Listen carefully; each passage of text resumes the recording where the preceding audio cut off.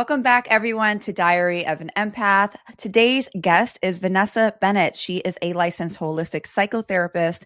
She's the author of the book, It's Not Me, It's You. And she's a podcast host of the amazing podcast called Cheaper Than Therapy podcast. Vanessa, welcome to the show. Thank you so much for having me. I'm excited to have this conversation. Same. So I started following you a while back. What struck me about your content is your ability to work with couples. And something that I struggled with a lot was codependency and going through these toxic relationships as I was a young adult. But before we get into that, I would love to know a little bit about you, your journey. How did you get to where you're at now? Oh boy. Well, let's see. This is kind of my second or third or maybe 10th life at this point. I was in advertising for 10 years in New York before moving to Los Angeles, becoming a therapist, kind of going that way. And I just felt like I remember at some point in the middle of my career in advertising, just feeling like I was having a lot of fun. I was always on the creative side, so I was a producer and enjoyed the people and the kind of fast pace quality, but I just always felt like I'm not helping. I'm not giving back, right? I'm more or less really just selling people things that they don't need. And so it was kind of in those moments that I was realizing I wasn't super happy in my career, that I was also realizing I wasn't really happy in my life either. And it was funny because I was about 25, and the way that I had an aha moment around that was actually not myself. It was a good friend of mine at the time. We were sitting having coffee, and I remember her saying to me, "You just seem so angry all the time." And me being like, "What? What are you talking about?" Like complete inability to look in the mirror, right? And so she had started seeing a therapist and gave me her information. And so I started to see her. And so I started therapy, started yoga, found meditation, kind of all at the exact same time. And it also happened to be about a month or two after I had started a new relationship. And so I would say that like the 6 years that I was in that relationship, there was so much change and so much shifting that happened in my own life.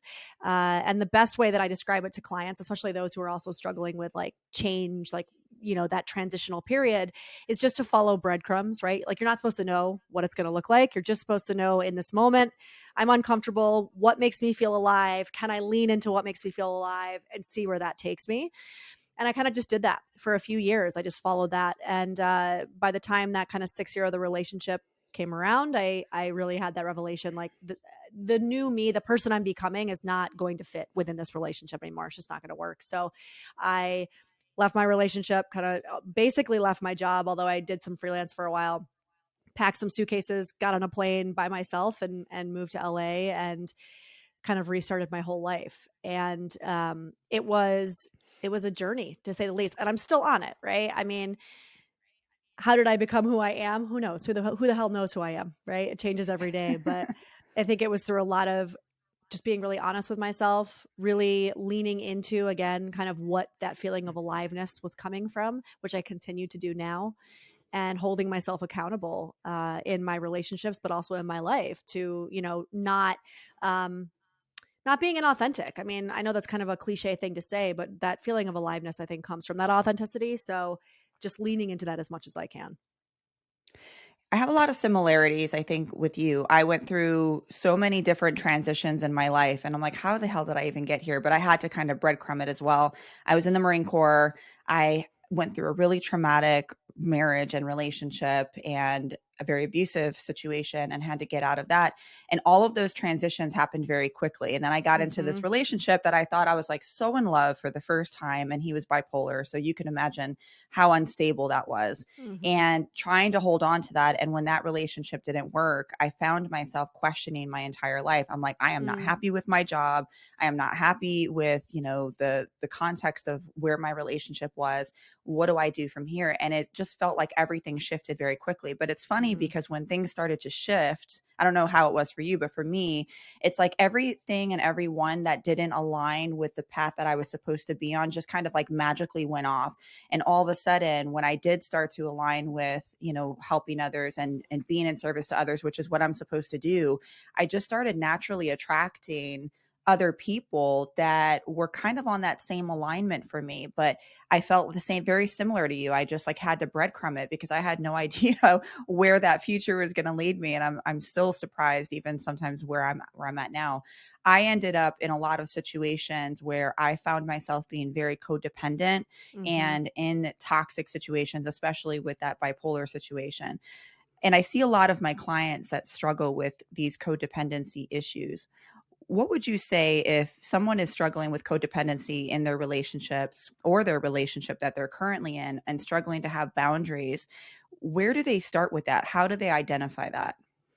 Yeah, I mean, I talk about codependency in a little bit of a different way than a lot of therapists or people in mental health profession do, only because I think we just need to set the baseline that we all struggle with codependency. We live in a codependent society. We're basically fed from day one that love equals codependency. That's what it looks like. That's what it feels like. That's what it smells like. That's what it tastes like.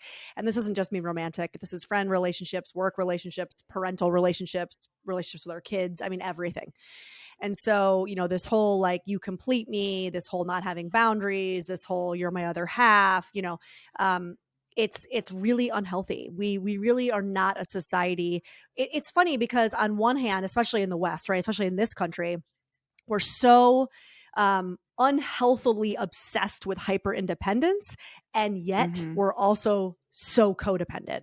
And I mean, that makes sense because hyper independence and codependence are really just two sides of the same coin. But we don't even, it's like asking a fish to see that they're in water, right? So I think step one for a lot of us is to just kind of understand that it's normal air quotes, meaning it's how we were raised. Take a little bit of the stigma out of the word codependency. And I like to do that by just simply explaining to people the way that I see codependency in relationships is really just this: if you're good, I'm good. If you're not good, I'm not good. Right. So my sense of self, my sense of being okay, my sense of aliveness, goodness, worth is all based outside of myself. Right. And so when we can see that that shows up for every one of us in every relationship we have, maybe in different ways and to different degrees, then we can get honest with ourselves about the behaviors that actually show up coming from that codependent kind of way of relating. So I look at the behaviors or how the codependency manifests a little bit different than the actual codependency itself, because I feel like that's more of an umbrella statement, right? And then I teach a lot of courses around codependency. So I would say it's like my laundry list of like codependent behaviors. Let's say there's 20 of them, right? Common. Another really good thing to keep in mind is you're not going to check every box out of every 20, out of all 20, right? And most likely what's going to happen is, in my relationship with like my mom, 2, 3, and 4 on that list show up. In my romantic relationships, 8 and 10 do. My relationship with my kids, maybe 12 and 13, right? Different people are going to trigger different responses in us. What's really helpful is to understand your specific behaviors, like how does it show up for you and how does it show up differently in different relationships. And then from there, you can actually start to work on the behaviors themselves.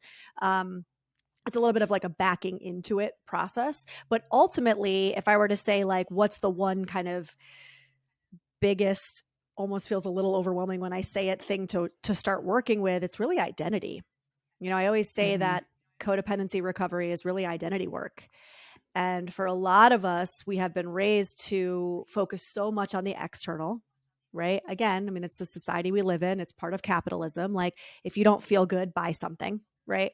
Buy Mhm. the fancy car, buy the fancy house, have the hot wife or the hot, husband, have the perfect children, have the perfect home. I mean, it's all bullshit, right? None of it makes us happy. Logically, we know that, but it's what we've been fed.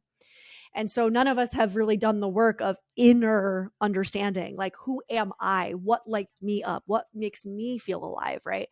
All of the other shit stripped down. And so they coincide. Like, you can't recover from codependency without also going on a journey of discovering who you are and your identity.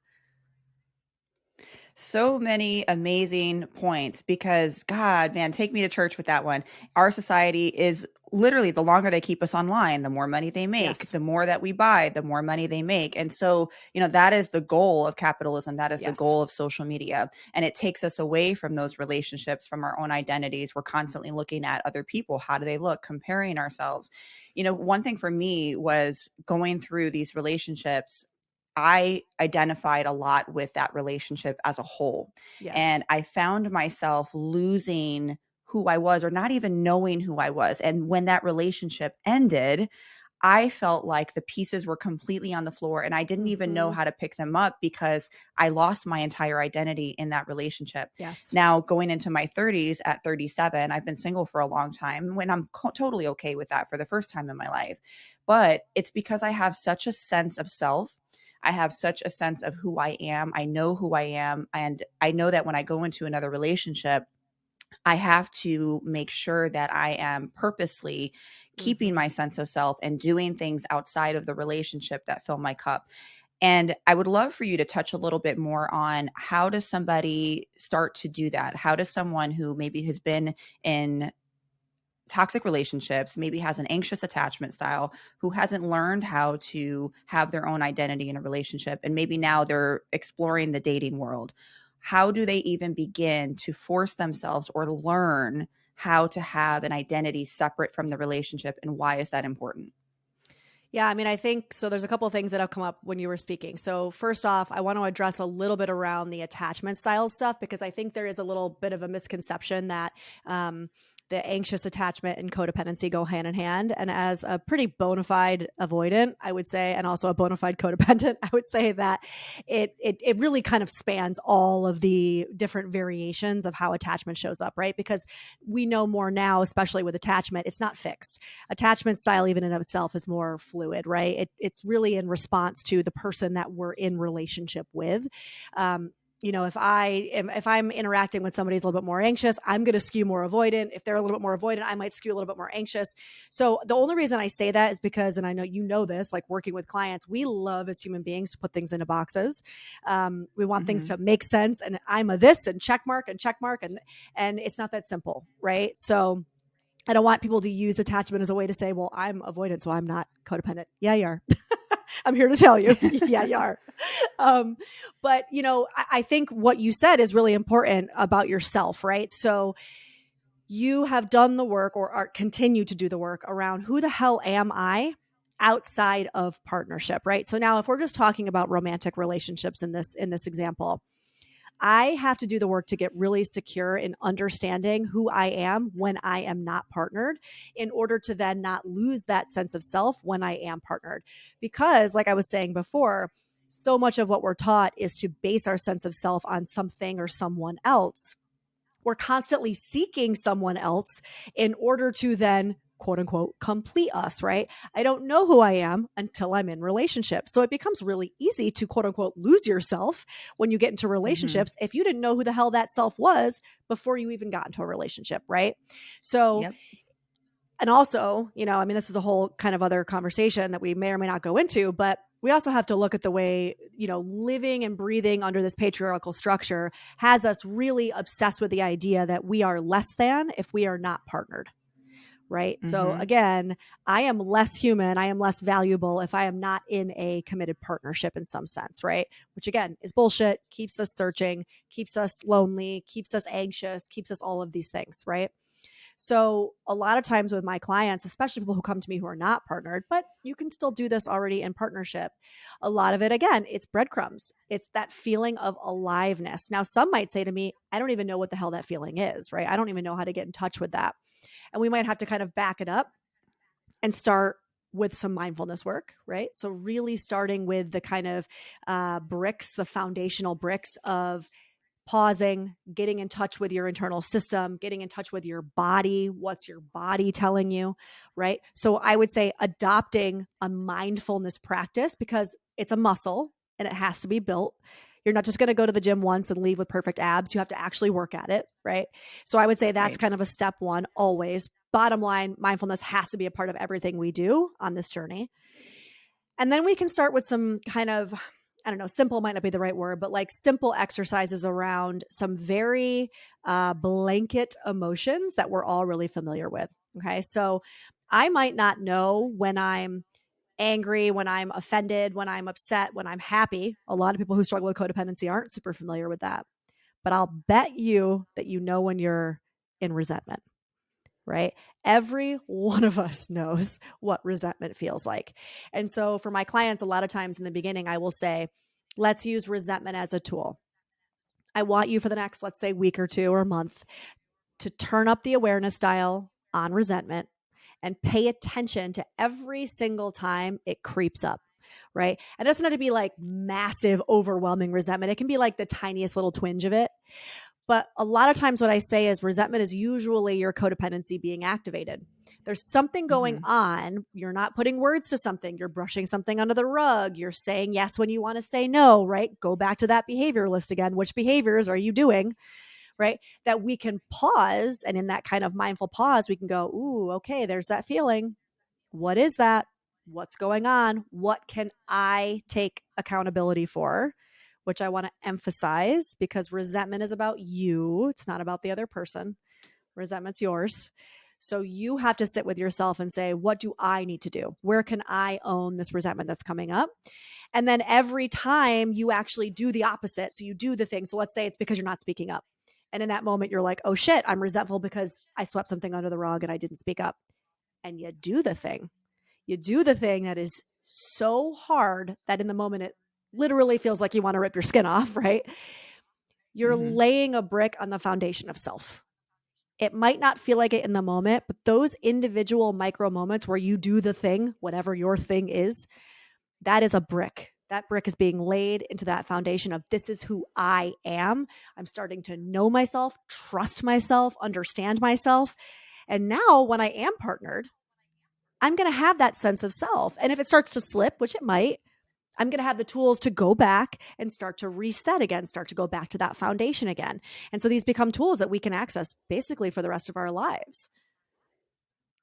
Yeah, I got so comfortable with my own peace that Oh, yes. anyone or anything that threatens that peace, I can't handle. Like I'm Amen. so protective of it. And I was the opposite before. I was leaning into it. I was the one that was like, when's he going to call? When's he going to text? But now if there's any red flag, any yellow flag, anything that threatens my sense of identity, like, nope, you got to go.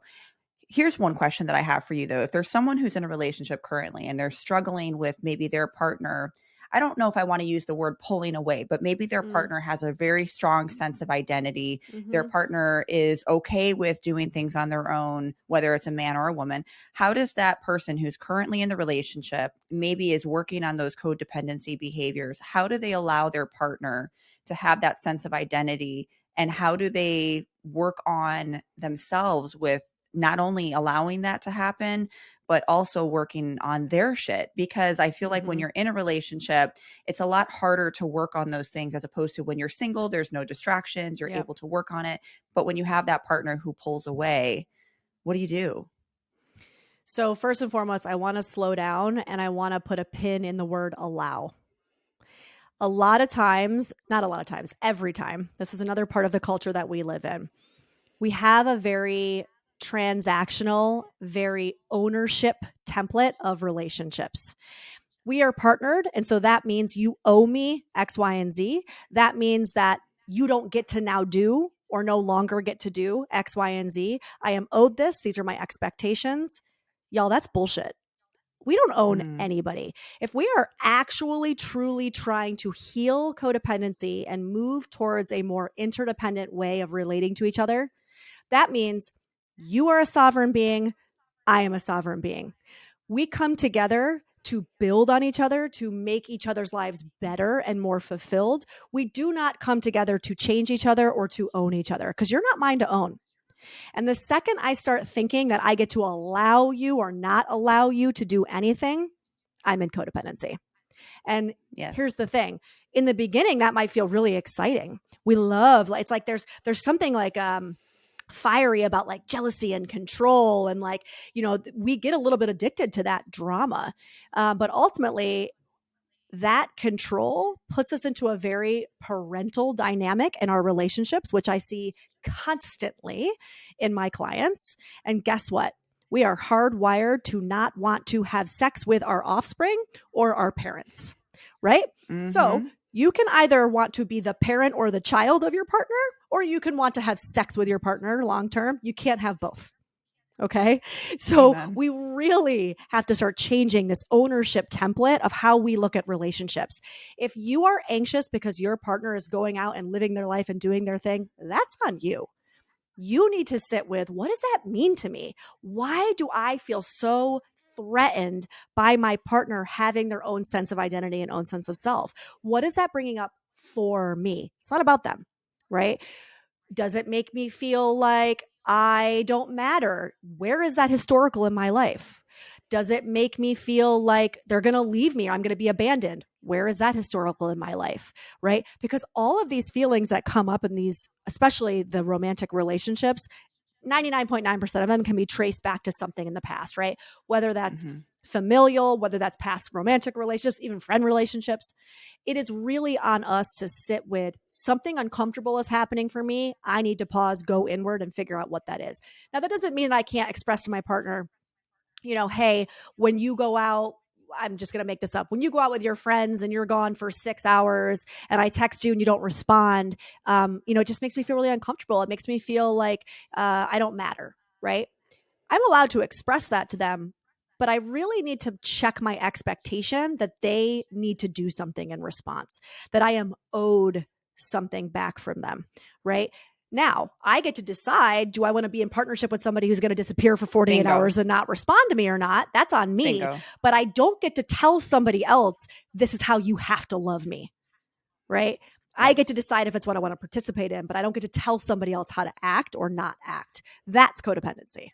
You all know that I stand by the recommendations that I give. I only give recommendations for products that are ethical and that are going to add value to my audience and something that I personally use. I would never recommend anything that I feel would not be beneficial. I've been using a product from Athletic Greens called AG1 for about 2 years now, and I recently partnered with them. I use AG1 in the morning, and it's part of my morning routine, and it makes me feel healthy. It makes me feel like I'm ready to go when I'm doing that because I love that I'm nourishing my body. Another thing that I love about AG1 is that it's one product. I don't have to take multiple supplements because before I was taking a bunch and I would forget and I wasn't on top of the things that I was taking. I would miss a few days here and there. So I love that everything is in one product. So if you want to take ownership of your health, today is a good time to start. Athletic Greens is giving you a 1 year supply of vitamin D and 5 free travel packs. Go to www.athleticgreens.com/empath. That's www.athleticgreens.com/empath. You will only get the free vitamin D 1 year supply and the travel packs by clicking on that link. If you go to their website and order on your own, you're not going to get those free gifts. So make sure you use the link. If you order it, please let me know if you like it, if it's working for you. It's something that I'm going to continue using because your health is your foundation. If you don't take care of your health, everything else will crumble above it. So I'm putting my health as a priority, and I want you to do the same as well. Oh, I love that because we can tell people this is my boundary, but they don't have to respect that Nope. boundary. They can do what they want, but it's up to you to uphold the boundary. What do you Yes. do with that? Like for me, I know that I want a partner that is going to be very communicative with me. I want someone who's really good at communication and just can, simply give me a text, give me a phone Sure. call. And I know that if somebody can't meet that, that's not to say that they have to, because I am not their owner. I'm not going to force them to do something that they're not willing to do. And if Yep. that's the case, I know that that's not the person for me, and that's okay. But Right. that's only because I got to the point where I'm so secure with who I am and what I want that now going into a relationship, I know what those things are. And Mm-hmm. before, I wasn't able to do that because I didn't know what my boundaries were. I didn't have a sense of self, a sense of identity. So those boundaries, even though I didn't know what they were constantly crossed. But I was like, you have to do this. You have to do this. How Mm-hmm. can you treat me this way? If you loved me, you wouldn't do that. If you loved me, you would do X, Y, and Z. And I was walked all over. And I found myself having a difficult time, especially when I had my daughter, self-regulating my Yes. emotions. That was so hard for me. I saw a Yes. post that I thought was so interesting, and you talked about self regulation. And you said, I believe you said, when a man walks away to self regulate, a woman is left with the responsibility of not only self regulating herself, but also the kids. I thought that was really fascinating. I would love for you to touch on that.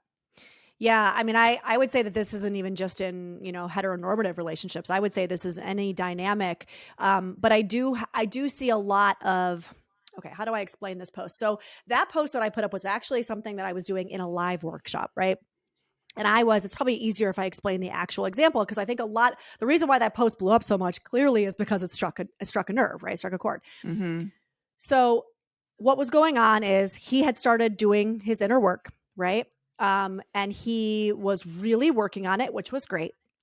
But what he was doing, and I think we do this a lot in social media, he was taking kind of bits and bobs from what he was hearing out there, and then he was applying them, and he was kind of regurgitating this language back to his partner, right? So right before I said that in that clip, he had said to me, "Yeah, but aren't you guys, meaning therapists, aren't you guys always saying that it's our job to regulate ourselves first?" And I said, "Yes, and," right?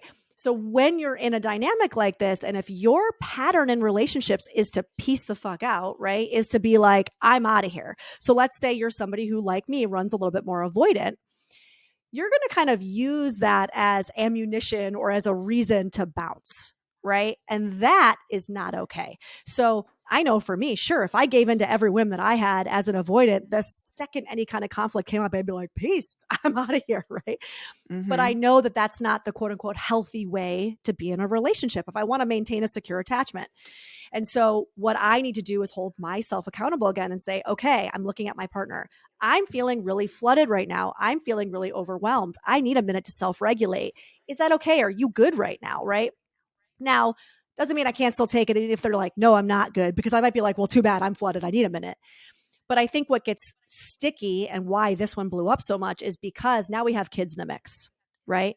And a lot of times what we see is that primary parent, and if, listen, I'm generalizing, but if we're talking heteronormatively here, a lot of times that's the mother, right?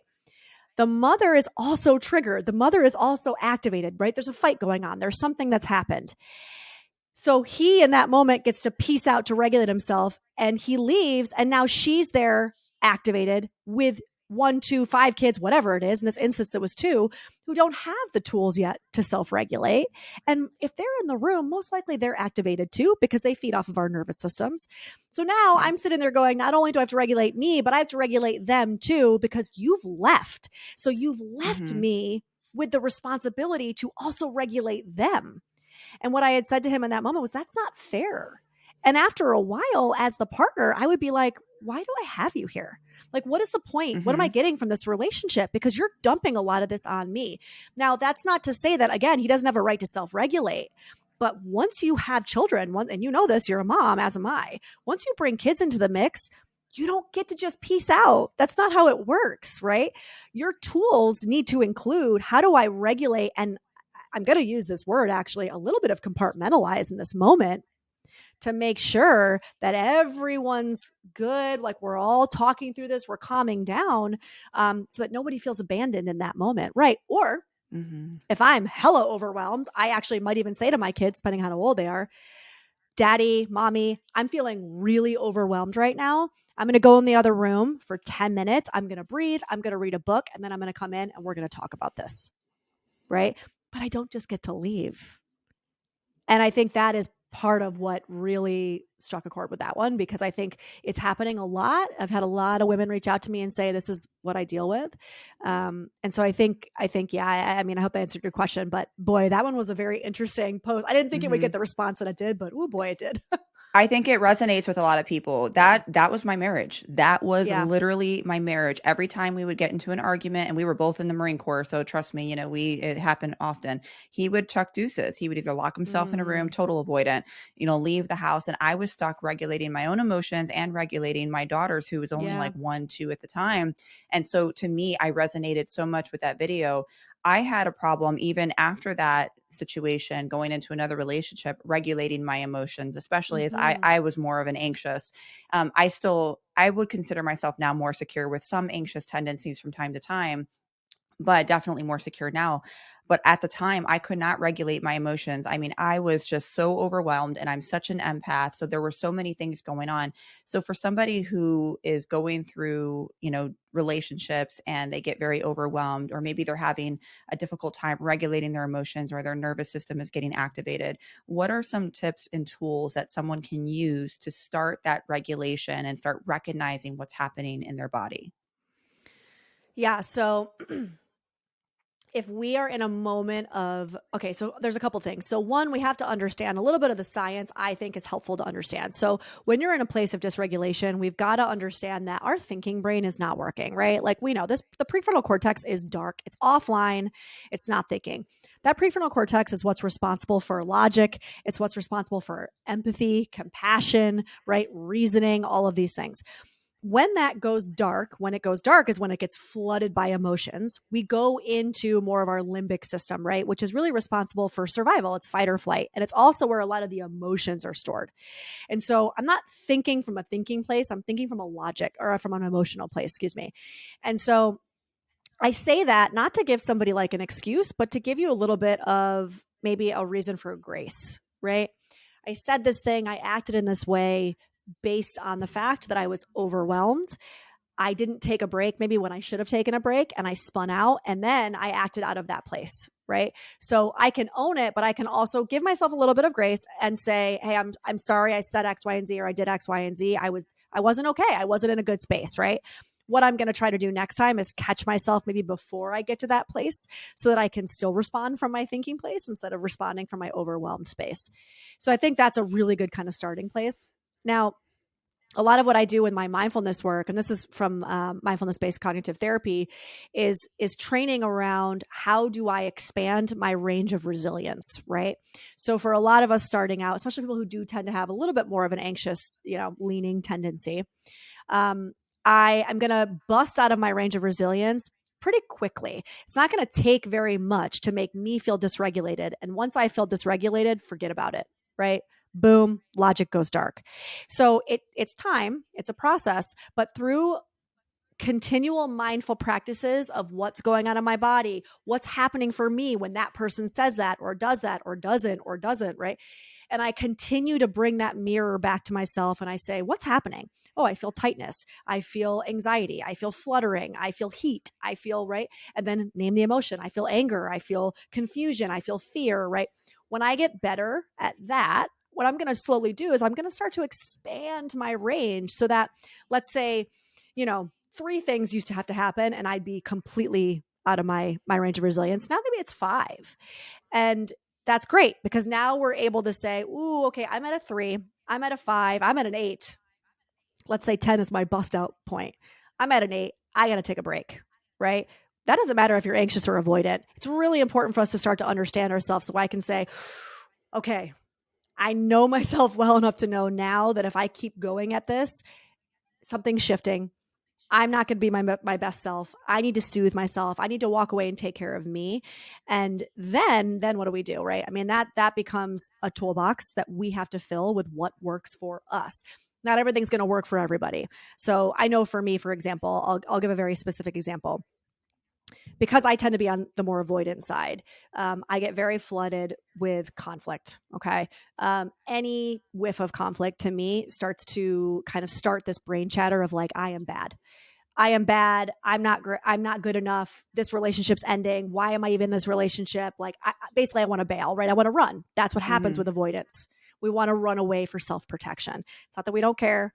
It's not that we don't love you. We're trying to self protect, right? Mm. And so now, over years of doing this work, I can sense those feelings pretty quickly. It doesn't mean they don't come. And it doesn't mean Mhm. that thought process doesn't still happen. But now, instead of being in it, I'm watching it. And when I'm watching it happen, I have some tools that I do to keep myself present online, not physically running away. So I like to keep myself in my body. I will do things like kind of like pinch my leg under the table. Like if I'm sitting there talking to my partner, I'm like digging my nails or pinching the bottoms of my legs. And I do that and I bring my awareness to that because I want to stay in my body. I don't want to dissociate and leave. Right. I notice the heat. I notice the tension. I pay attention to what's going on for me. all of these little things are tools that I've picked up and kind of honed over the years, and they work for me. So we're each going to have to figure out what that thing is to soothe in the moment, and then also soothe when you're alone, to help you bring yourself back down to a regulated state. That was a really long answer, but I hope that gave some nuggets. No, I love that. It's like, to me, it's very somatic, and a lot of people tend to disassociate, especially when emotions are super super high. And I think Totally. having and setting the intention of, okay, I'm going to have the intention right now of trying to see what I'm feeling, what's going Mm-hmm. on in my body, when have I reached my limit. I haven't gotten into an argument. I can't remember the last time I was in conflict with someone. So like the thought of even having a conflict scares the shit out of me, and I almost Mm, wonder if I used to be anxious, and I'm like, I almost see some avoidant tendencies now because sure. I'm like, yep, nope, I'm out. So these are really great tips for me. So for somebody who's in a relationship and maybe they're starting to like navigate and they're listening to you, like, okay, I really want to start having these conversations with my partner. Mm-hmm. How or when does somebody sit down with their partner? How can they communicate these needs or explain, like, hey, when these things are happening, this is what I'm feeling. I want us to work better in the relationship. I notice that you do X, Y, and Z, or you dip out when we get into an argument. How does somebody do that without the partner getting defensive? Because I feel like sometimes when you automatically want to have that Yeah. conversation and say, I feel like this when you do this, the defenses go up. Right. So we can't control other people's responses, right? The only thing we can control is ourselves. So, with the best intentions, we can go into a conversation, of course, hoping that somebody won't get defensive, but we have zero control over that. So, we have to sit with that reality first, right? First and foremost. Now, I would say that in those situations, I would approach a conversation kind of like this. I've been doing a lot of kind of inner work. I've been really trying to sit with myself. I've been trying to understand some of my bad habits, some of my bad behaviors in relationships. I want to really understand why, when we get into, let's say, this specific argument or this fight, I respond in this way, right? So I'm trying to get to the root of it. Here's some things that I've discovered about myself. Can I share them with you, right? So, for example, when it feels like there's going to be conflict, and conflict might even sound like too big of a word. I'll tell you, for me, again, this is more of an avoidant thing. It doesn't even have to be, some people might be like, that's not conflict at all. It might be like somebody giving me negative feedback. To me, that feels like conflict. To me, that feels like you're telling me I'm a horrible person and I want to run away from that. So, hear me when I Mhm. say that avoidance a lot of times respond to all things negative as if somebody's about to like annihilate them, right? So Mhm. I might say to somebody, every time we have any kind of conversation that starts with like, hey, I want to talk to you about something, or like, you've done this thing that's hurt my feelings, I realize I shut down. I realize where I go is I'm bad, I'm wrong, I'm not good enough for you. Right now, I know that that's not true. That's the story I'm telling myself. But I want to share this with you because I think it's important that you know where I go, right? Like what's going on for me in those moments that I then respond by leaving, leaving the room, locking myself in the bedroom, right? Yelling and walking out. Here's what I'm going to do. And I would love if you could support me in this. Moving forward, when I start to feel overwhelmed, I'm going to let you know I'm feeling flooded and I need a break. Or moving forward, when you want to talk to me about something, I'd really appreciate it if you said to me, hey, I want to have a conversation with you. Is tonight at 5 p.m. a good time? Right? Maybe that's your thing. Maybe you like to schedule your conversations. Some people do. Notice how in that example conversation, I have never once actually said, I need you to do this. When you do this, this happens. And this is how you need to fix your part in this. What I need to do in those conversations and say, here's what I've noticed about myself. Here's how I respond. Sure, I could say, when you do this, this is how I react and I respond. But it's all about ownership. It's all about self responsibility. This is what I'm going to do. It's keeping my side of the street clean, right? You then, my hope in this partnership, because we're in this together, are going to take that and go, wow, just really like try to figure out how to make this dynamic better. I wonder if there's some things that I can own. I wonder if there's some stuff in these dynamics that I can actually say, huh, yeah, and you know what? When she does that, I do this. And I don't really like that I do this. So the hope is that I'm inviting you into conversation. I'm inviting you to also look in the mirror, but I can't force you to look in the mirror. You're either going to want to or you're not. And if you don't want to, if you're partnered with somebody who digs their heels in and says, cool, I'm glad that you're fixing yourself, but I'm fucking perfect and I'm not going to change anything, that's information for you. And then Yes. you get to do with that information what you will. But what you can't do is change somebody. What you can't do is control somebody. The harder you try, the more frustrating you're going to be, right? So ultimately, period, it just comes back to how can I look at myself, right? What can I own? What's my 100%? I feel like I'm getting to the point where I've been married before. I don't know if I want to get into another marriage, and I'm going to tell you why. I hear this a lot. I I love the idea of being with someone. I Yeah. am a monogamous person. I am naturally monogamous. I want the intimacy. I want my life partner. I don't specifically want to stay in the same room with someone because I want my space and I want my sleep. Mm-hmm. I never thought I would say that ever. But I don't know if I legally want to get married to someone because I want the option of being able to leave if this is no longer working for both of us. And I want us to know that if we're together, we're choosing to be together. I don't Mm-hmm. know if that's weird or not. Have you heard, you said that you've heard that before. What are your thoughts behind that? I think we need to throw out the word weird. Who says? Who says that there's one way to relationship? And why is that? Who benefits from all of us thinking that there's one way to relationship and anything outside of that one way is wrong, bad, different, or weird, right? Who says? We are in a time where finally in I guess certain communities it's starting to become more acceptable to truly just be yourself. If you are two adults, three adults, five adults, I don't care. As long as you're consenting and y'all are on board with whatever kind of relationship you are creating, mazel, do you, right? Who am I to say that that is weird or less healthy than anywhere? Again, as long as we've got consenting adults that are all on the same page about it, I don't think that's weird at all. I think you get to decide what you want your life to look like. And I don't think anybody, any individual, any organization, any government gets to tell you it's either this way or no way. Why? Well, who says? You're not my parent. Why do you get to tell me what's right and wrong, right? I have discussed with my partner that this feels aligned for us. Okay, so you do that. I would love nothing more than to have separate bedrooms than my partner. Let me I tell you. want that. I want my He'll sleep. act he'll actually jokingly say, you would love nothing more than to have two houses. And I'm like, yeah, I mean, where's the lie? I'm not even going to lie I, about that. You're totally me right. too. Sounds like a fucking dream. and I and I'm want like, my own space. whatever. Yeah, it doesn't make me wrong. It doesn't make me bad. It makes me who I am. It makes me me. And if here's the last thing I'll say on that is I also think that we really need to start questioning, challenging, throwing out this idea that we have that longevity is somehow what makes things good, bad, successful, not successful.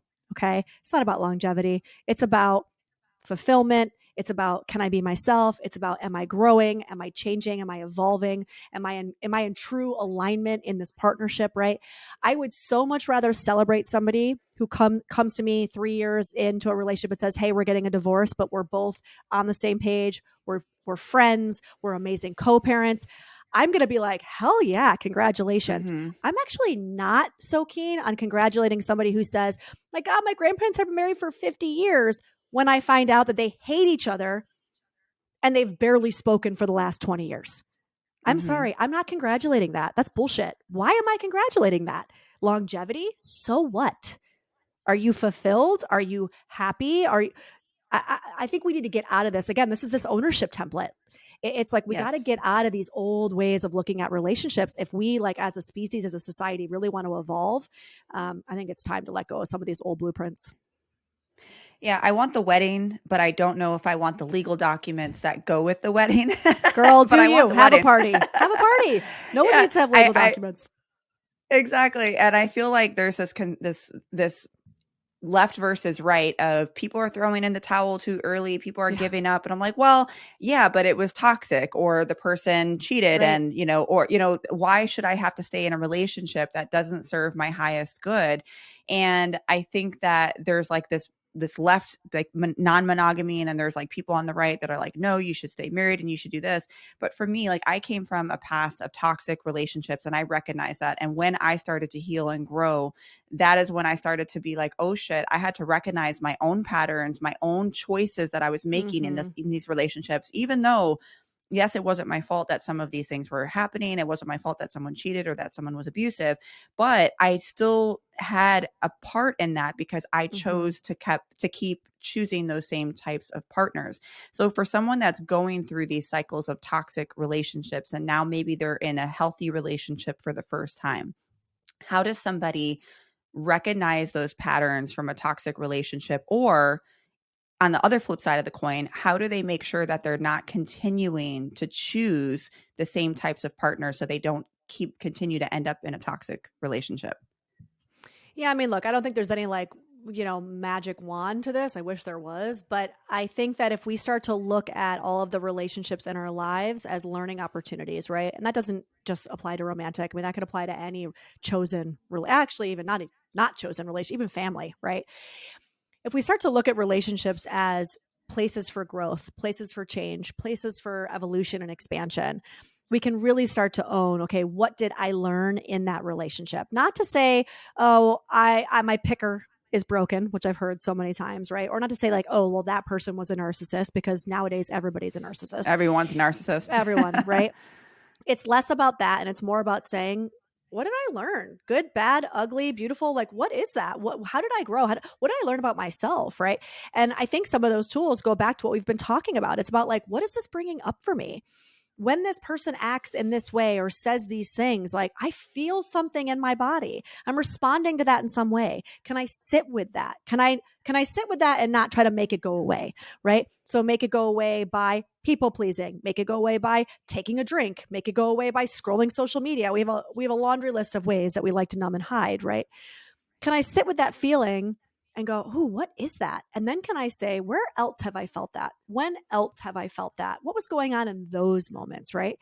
And if we continue to do that, I like to say it's like you're an anthropologist to your life. It's like just start noticing. Just start becoming aware of patterns, becoming aware of historical things in your life that have felt similar or looked similar. When you get curious, which by the way, you can't be in a state of defensiveness when you're in a state of curiosity, they can't coexist. So if I'm in a state of true curiosity, I'm not going to defend against like, well, it was their fault. They did X, Y, and Z. Because if I'm truly curious, I'm not going to be in that place. I'm going to say, yeah, but what's my part? Right? What is that? What is that pattern? And so it's just continuing these. It feels like small things in the moment. People want like a quick fix. It's not a quick fix. Hmm. You just got to keep coming back to what's going on for me and what feels historical about this, right? And sometimes, look, I mean, you might need that third party. You might need to work with a therapist or a coach for them to be able to say, hey, here's something that I'm seeing that you're not seeing, right? Because sometimes it's hard to see ourselves truly. And also, our friends aren't our therapists for a reason because they love us, they want the best for us, and it's hard for them not to see through their own rose colored glasses, right? But it's once we start doing that work, I think that I have found people start choosing different. They start breaking those habits, and it might not happen right away, but it over time, I think we all have that potential to kind of choose what we actually do want, choose what actually fulfills us, versus just continuing to repeat those patterns over and over again. Yeah, I think 10 times out of 10, the red flags are always there, even if they're very Oh small. But yeah. I think, like, yeah, people who are super compassionate, like myself, especially very highly empathic, highly sensitive, I think we tend to see the good, or we tend to look at Hmm. people in a very idealistic view of, well, I see the potential. I see they could reach here, and they fall in love with the potential of the person, not who Yeah. they're seeing right now, not how Right. they're being treated right now. And we stay in situations way longer than we should. And for me, Yes. when I started to recognize those patterns, I had to get comfortable with walking away and feeling discomfort and sadness in order to have long Hmm. term happiness. Hmm. And that sucks because people don't want to feel discomfort. They don't want to Mm-mm. feel the loneliness. They don't want to feel the sadness that comes, especially the anxious attachers who Mm. get attached very quickly. And then you Yeah. add sex into the mix, Yeah. oxytocin and serotonin and all of those things that are like these bonding hormones that are happening when you're being intimate with someone. So I always tell people too that if you know that you tend to be a little bit on the more anxious attachment side, that you tend to get a little bit more attached when sex is involved, wait. And Hmm. there's nothing wrong with being intimate with someone, but if you know that this is how you are, wait, try to get to know somebody. Now there are times when people are super manipulative, you just can't always predict it, but you have to get comfortable with walking away early on if you know that this is not going to be a good fit for you. And that was the hardest thing that Hmm. I had to really get comfortable with myself and creating that boundary with me to say that I will walk away, but it saved myself a lot of heartache and potential disappointments and Yep. potential danger zones. Right. Um, my self-care had to be number one. So for people Yep. who are in relationships who maybe are struggling with self-care, with putting themselves first, what would your advice to them be? Where do they start? And how do they start to implement that self-care of truly putting themselves number one? And what happens when they're a mom and they feel guilty for doing those things? What would you say to them? Yeah, I mean, especially for the moms out there, martyrdom does not equal motherhood. It's not the same. And we have made them synonymous in our culture. You're not doing anybody any favors by allowing yourself to be depleted and burnt out and pissed off and unhappy. As a matter of fact, you're actually hurting your kids more than you're helping your kids because you're teaching them the template of how their lives should look. And so, if you want your children to always put themselves last and you want your children to martyr themselves in their relationships, then by all means, keep doing what you're doing. But my gut is telling me you probably don't want that for your children. So, this idea of putting ourselves first, so many of us have been kind of indoctrinated into this idea that somehow caring about myself is selfish. And again, Mm-hmm. who does that benefit? Like, who benefits from the idea that us choosing us and putting ourselves first is selfish, right? Like, let's think about that. Having boundaries is somehow selfish. Okay, well, who in our family most likely growing up benefited from there being no boundaries, right? We got to get really clear about this stuff. And then again, no one benefits. No one benefits from you being pissed off. You, of course, don't benefit, but none of your loved ones benefit. No one benefits from resentment, right? Because if I'm on the receiving end of resentment, I don't want that shit. Take that shit back. Mm-hmm. Like, do your work. Like, by God. Like, if that means you got to go out and do your thing 2 days a week and I'm going to be home by myself, but if that means you're not resentful and pissed off, please go out 2 days a week and do that thing, right? Yes. Don't martyr yourself. Like, no one wins, right? Again, it's like these unhealthy kind of blueprints we have for relationships, especially women, right? I mean, Mm-hmm. again, within the patriarchy, like these are the kind of templates we've been given for what it means to be a mother and be a partner and be all these things. And it's like, who benefits? Most of us in our partnerships are miserable. We're all teaching our kids to be codependent. I'm looking at all these relationships going, yeah, no, no, no, no. I'm not buying into this, right? I know that there are ways for us all to say, I love me a lot. And in order to love you as best as I can, I have to love me as best as I can. That actually has to come first. Because if I don't love me as best as I can, I'm actually not capable of loving you the best that I can. I might be capable of loving you in a way that is actually a little bit more about me. I might be capable of loving you in a way that, makes you feel like my needs are your problem, right? Like somehow, like these martyrs, right? Like I know this because I'm a mother and I have a mother. It's like, I do all of this for you. Oh, I do all of this for you. And this is how I'm treated, right? And so when we look at the stuff that we're passing down, I think sometimes, especially for moms, if I say to a mom, it's about how you want your children to be raised and how you want them to be in their lives. It's like a wake up call where they're like, oh shit, I need to start paying attention to me and myself. If that's really what it means. Hey, listen, if you got to do it because you know it's better for your kids, then let that be the catalyst. I'm fine with that.